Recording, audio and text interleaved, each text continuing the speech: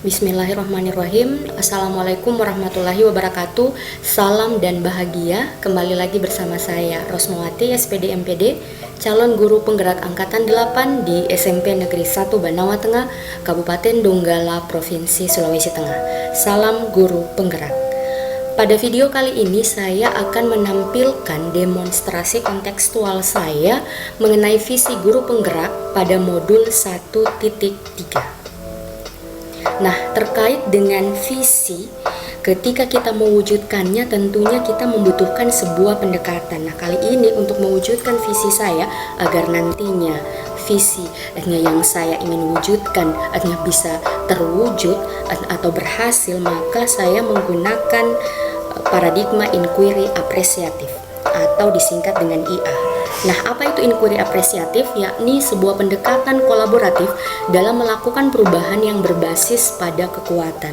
Nah, tentunya dalam menerapkan paradigma inquiry apresiatif ini terdapat 5 tahapan dalam mengimplementasikan prosesnya. Yang pertama adalah buat pertanyaan utama, yang kedua adalah ambil pelajaran, yang ketiga adalah gali mimpi, yang keempat adalah jabarkan rencana, dan yang kelima adalah atur eksekusi.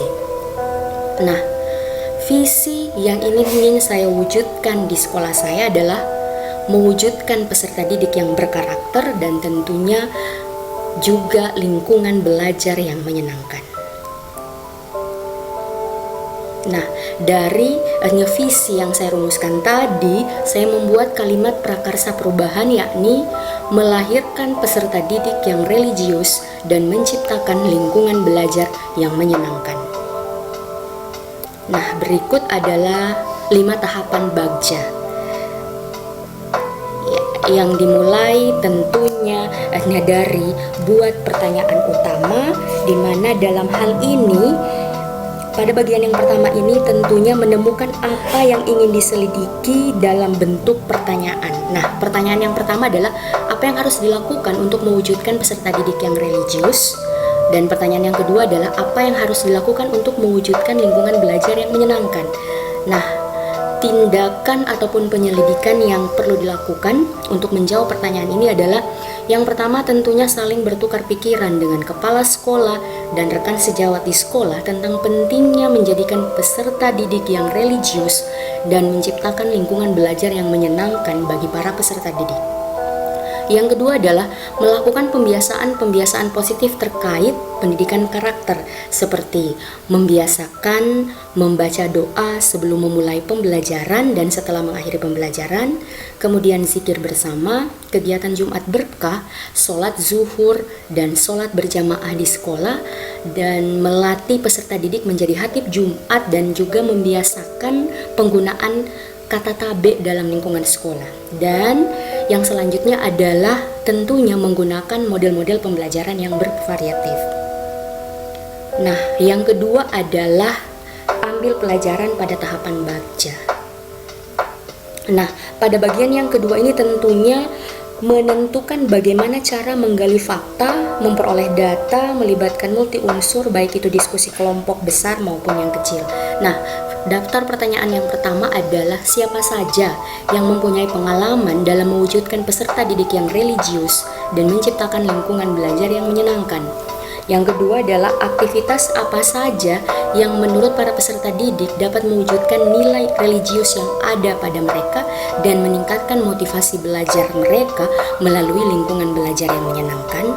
Nah, adapun di daftar tindakan ataupun penyelidikan untuk menjawab pertanyaan tersebut adalah yang pertama, mencari contoh nyata bagaimana cara mewujudkan peserta didik yang religius dan menciptakan lingkungan belajar yang menyenangkan melalui kolaborasi bersama kepala sekolah dan rekan-rekan sejawat di sekolah. Yang kedua adalah mewawancara ataupun survei pengalaman ataupun pendapat guru, pendapat kepala sekolah, peserta didik, dan juga dari orang tua murid. Nah, yang ketiga pada tahapan bagja adalah gali mimpi. Dalam hal ini, pada gali mimpi adalah menyusun deskriptif kolektif. Nah, ketika terwujud. Nah, pertanyaannya adalah apakah kebiasaan-kebiasaan baru yang saya bayangkan terjadi jika terwujud peserta didik yang religius dan lingkungan belajar yang menyenangkan bagi para peserta didik saya. Nah, daftar tindakan atau penyelidikan yang perlu dilakukan untuk menjawab pertanyaan tersebut adalah yang pertama, menjadikan kebiasaan membaca doa sebelum memulai pembelajaran dan setelah mengakhiri pembelajaran, kemudian zikir bersama, kegiatan Jumat berkah, sholat zuhur dan sholat berjamaah di sekolah, kemudian melatih peserta didik menjadi khatib Jumat serta penggunaan kata tabe di dalam lingkungan sekolah sebagai rutinitas keseharian di sekolah saya, yakni di SMP Negeri 1 Banawa Tengah.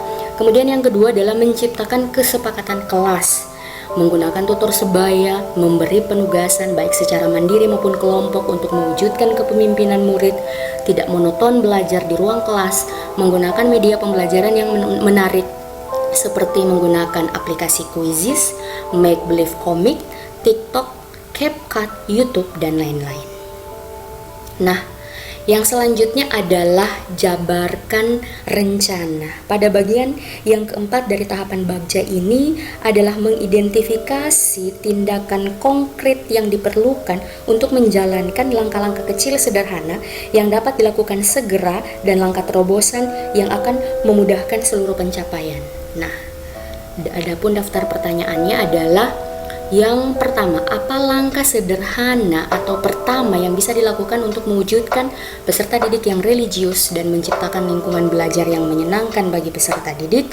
Dan yang kedua adalah apa langkah terobosan yang bisa dilakukan untuk menguatkan praktik di kelas dalam rangka mewujudkan peserta didik yang religius dan menciptakan lingkungan belajar yang menyenangkan bagi peserta didik?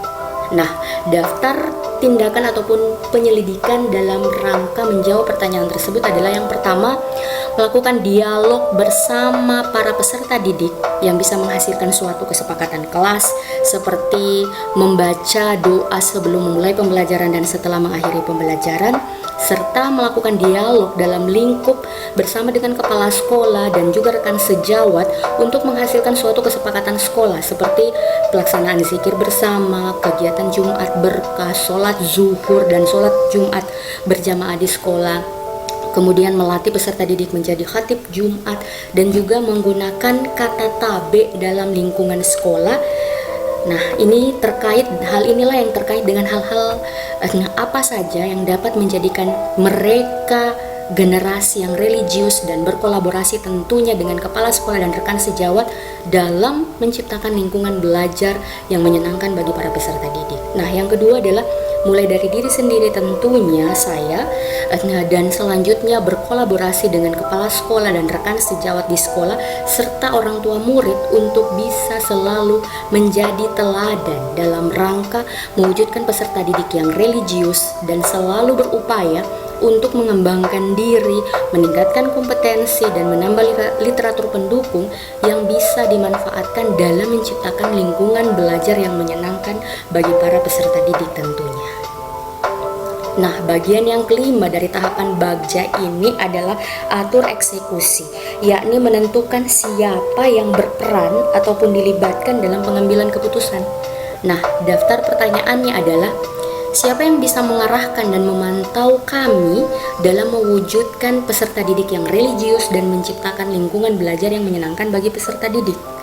Nah, daftar tindakan atau penyelidikan yang perlu dilakukan untuk menjawab pertanyaan ini adalah meminta kepala sekolah dan juga rekan-rekan sejawat di sekolah untuk saling berkolaborasi dalam mengobservasi pembiasaan-pembiasaan positif yang dilakukan di sekolah seperti membaca doa sebelum memulai dan setelah mengakhiri pembelajaran pada saat supervisi di kelas, kemudian zikir bersama dan kegiatan Jumat berkah di hari Jumat, sholat zuhur dan sholat Jumat berjamaah di sekolah, kemudian melatih peserta didik menjadi khatib Jumat serta menggunakan kata tabe dalam lingkungan sekolah dan mengobservasi penggunaan model-model pembelajaran yang bervariatif di mana kegiatan observasi tersebut merujuk pada lembar observasi yang telah disepakati bersama dengan kepala sekolah dan juga rekan-rekan sejawat di sekolah. Nah, demikianlah visi yang saya rumuskan, dan saya sangat berharap tentunya bisa terwujud untuk menjadikan peserta didik saya menjadi peserta didik yang berkarakter dan bisa menjadikan peserta didik saya bisa mendapatkan lingkungan belajar yang menyenangkan. Terima kasih, lebih dan kurangnya saya mohon maaf. Assalamualaikum warahmatullahi wabarakatuh. Salam guru penggerak.